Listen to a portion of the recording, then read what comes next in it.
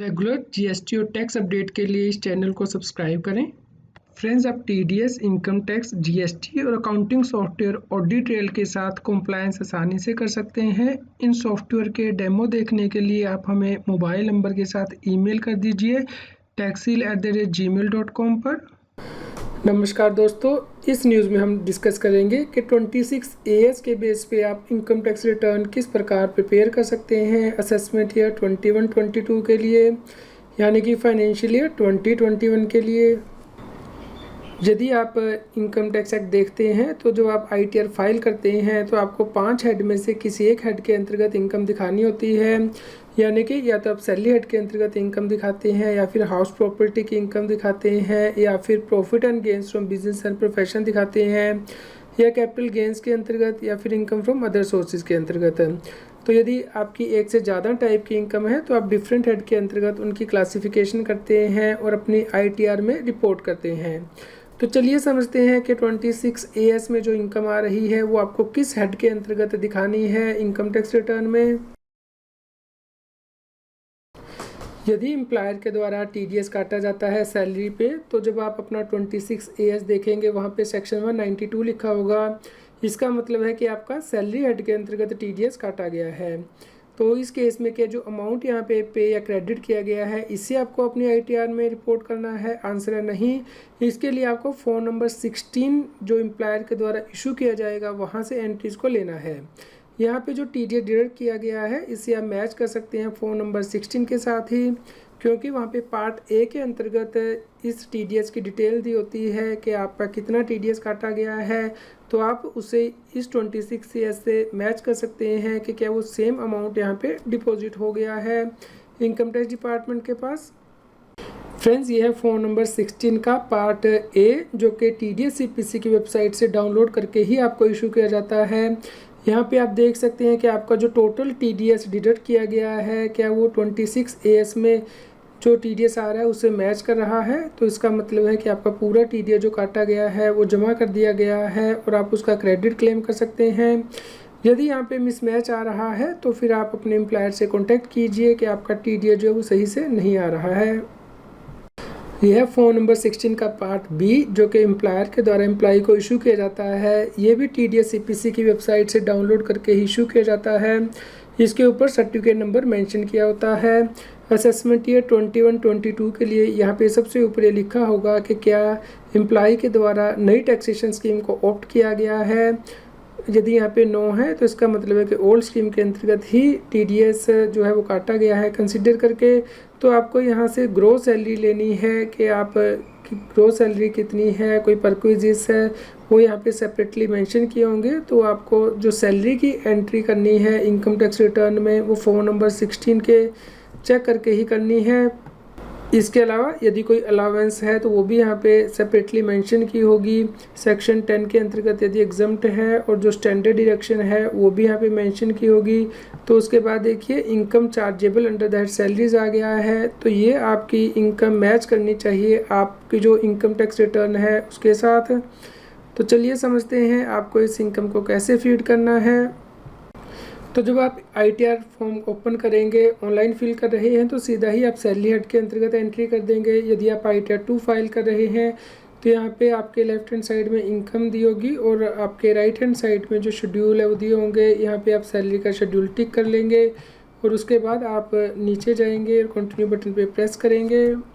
उसके बाद फ्रेंड्स आपका ये सैलरी का शेड्यूल आ जाएगा। तो आप सैलरी शेड्यूल पे क्लिक करेंगे तो यहाँ पे देखिए मैसेज आ गया है कि आपकी जो डिटेल है ऑलरेडी प्री फिल होके यहाँ पे आ चुकी है। फॉर्म नंबर 16 के अकॉर्डिंग आपको यहाँ पे उसका ब्रेकअप प्रोवाइड करना है, ऐड डिटेल ऑफ ब्रेकअप।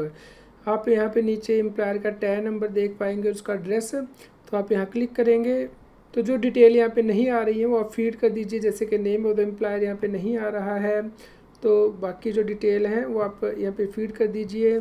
इसी प्रकार आप यहाँ देख सकते हैं कि जो नेचर ऑफ एम्प्लॉयर है वो भी यहाँ पे नहीं आ रहा है। तो आप यहाँ पे क्लिक कर लीजिए कि आप का नेचर ऑफ एम्प्लॉयमेंट क्या है। आपको यहाँ पे सैलरी का ब्रेकअप जो है वो एंटर करना है, जैसे कि बेसिक सैलरी कितनी है एज़ पर फॉर्म नंबर 16 वो आप यहाँ पे एंटर करेंगे। तो ये देखिए एज़ पर फॉर्म नंबर 16 जो है वो ये वैल्यू आ गई है यहाँ पे जैसे ही आप आई बटन पे क्लिक करेंगे, यहाँ पे देखिए आप फ़ोन नंबर 16 से ही आपकी वैल्यू उठानी है, जो सबसे पहली रो में वैल्यू दी गई होती है, salary as per provision containing section 17। तो उसके बाद आप जो नीचे और वैल्यूज़ एंटर कर देंगे, जैसे कि पर क्विज जिसकी वैल्यू है, ये अब वैल्यू आपको कहाँ से देखनी है, यहाँ पे आप क्लिक कीजिए और यहाँ पे आपके सामने डायलॉग बॉक्स ओपन हो जाएगा, यानी कि जो सेकंड पार्ट दिया गया है वहाँ से आपको ये वैल्यू लेनी है। तो आप अपना फ़ोन नंबर 16 चेक कर लीजिए, वहाँ पे ये वैल्यू दी गई है।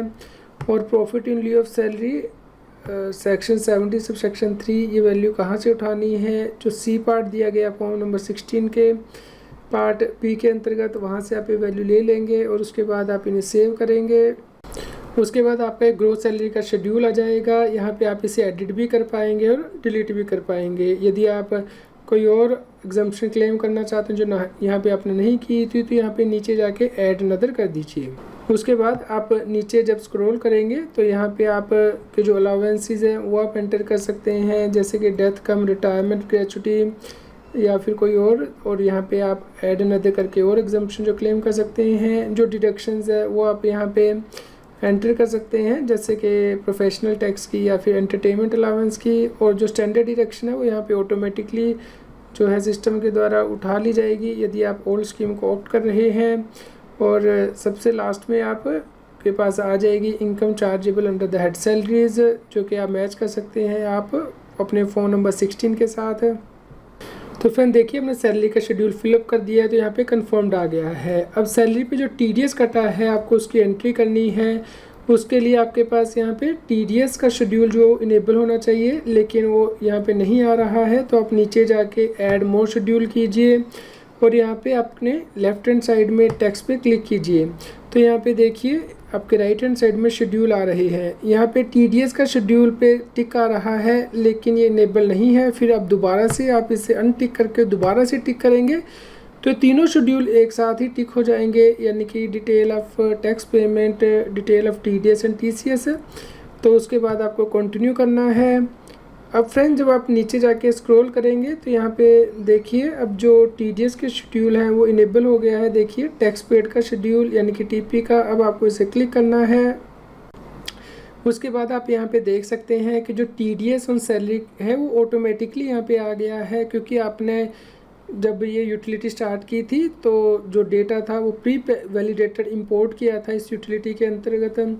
ये डेटा कैसे इंपोर्ट करना है इस पर मैंने ऑलरेडी वीडियो बनाई हुई है कि आपको जेसन फाइल को इनकम टैक्स के पोर्टल से डाउनलोड करके इसमें इंपोर्ट करना होता है जब आप ये ITR फिल करना स्टार्ट करते हैं। तो आप इसे एडिट कर सकते हैं। यहाँ पे सामने जो है चेक बॉक्स दिया गया, इसे क्लिक करेंगे तो यहाँ पे एडिट का बटन दिया गया है, इसे आप क्लिक करेंगे। और यदि आपकी एक से ज़्यादा डिडक्टर हैं तो यहाँ पे नीचे ऐड अनदर कर सकते हैं। जैसे ही आप एडिट करेंगे यहाँ पे आपको नेम ऑफ द एम्प्लॉयर जो है वो एंटर करना मैंडेटरी है। 10 नंबर तो ऑटोमेटिकली आ गया है, लेकिन नेम ऑफ द एम्प्लॉयर नहीं आया है, वो आप यहाँ एंटर कर सकते हैं। आप यहाँ पे इनकम अंडर दैट सैलरी जो है वो भी मैच कर लीजिए कि आपने इतनी ही इनकम ऑफर की है सैलरी हेड के अंतर्गत जो चार्जेबल हो, और जो टोटल टीडीएस डिडक्ट हुआ है वो भी आप यहाँ पे एंटर करेंगे। तो जो हमारी चार्जेबल इनकम है सैलरी हेड के अंतर्गत वो डिडक्शन को लेस करने के बाद अब कम हो गई है। तो आप यहाँ पे सही फिगर एंटर कीजिए जो कि हमने अभी फ़ोन नंबर 16 से मैच की थी अपनी income chargeable under the salaries. तो ये देखिए ये फ़ोन नंबर 16, यहाँ पे हमारी इनकम चार्जेबल अंडर सैलरीज आ रही थी, यानी कि स्टैंडर्ड डिडक्शंस एग्जम्पशंस लेस करने के बाद जो नेट इनकम थी। तो ये अब आपको एंटर करनी है वहाँ पे टीडीएस के शेड्यूल में। उसके बाद आप सेव कर देंगे। तो फ्रेंड्स इसी प्रकार यदि आपका किसी और सेक्शन के अंतर्गत टीडीएस कटा है तो उसकी भी डिटेल यहाँ पे ऑटोमेटिकली आ जाएगी, जिससे कि आप एडिट कर पाएंगे यहाँ पे एरो बटन पे क्लिक करके। और उसके बाद आप इस शेड्यूल को जो है वो कंफर्म कर देंगे।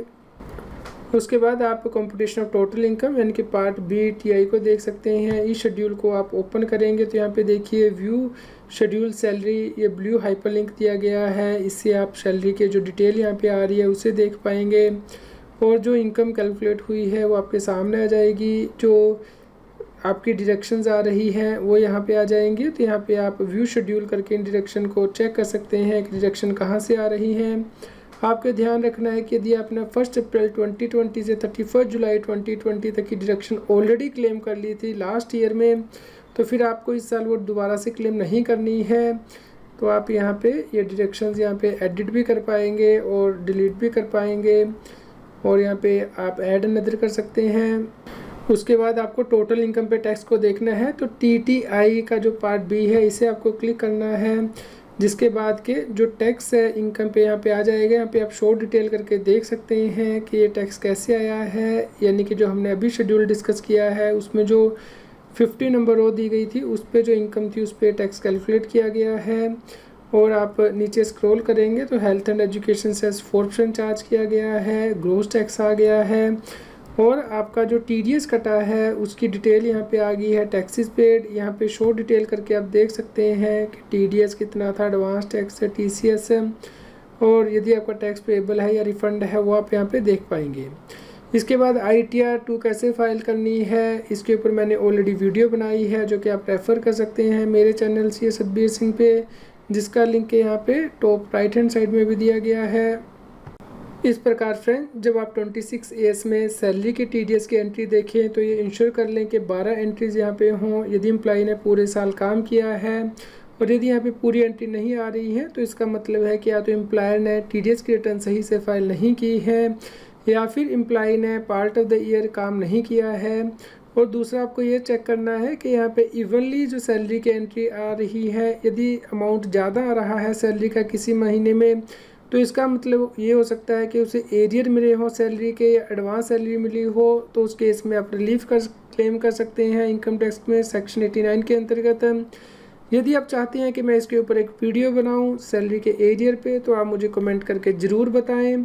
और यदि आप चाहते हैं कि 26 AS में जो और सेक्शन आ रहे होते हैं उनकी रिपोर्टिंग कैसे करनी है इनकम टैक्स रिटर्न में और चेकिंग कैसे करनी है, तो आप उसके लिए भी मुझे कमेंट करके बता दीजिए इस वीडियो में, ताकि मैं आपके लिए फ्यूचर में यूज़फुल वीडियोस उपलब्ध करा सकूं। उम्मीद करता हूं दोस्तों आपके लिए यह न्यूज़ यूज़फुल रही होगी। कृपया लाइक कीजिए और शेयर कीजिए ताकि सभी लोगों तक ये जानकारी पहुंच पाए और वो इनकम टैक्स की रिटर्न टाइमली और करेक्टली फाइल कर पाएँ। आप हमें Telegram app CS Satbir Singh टैक्सील पर ज्वाइन कर सकते हैं ताकि आप GST और इनकम टैक्स के रेगुलर अपडेट अपने मोबाइल पर ही प्राप्त कर सकें।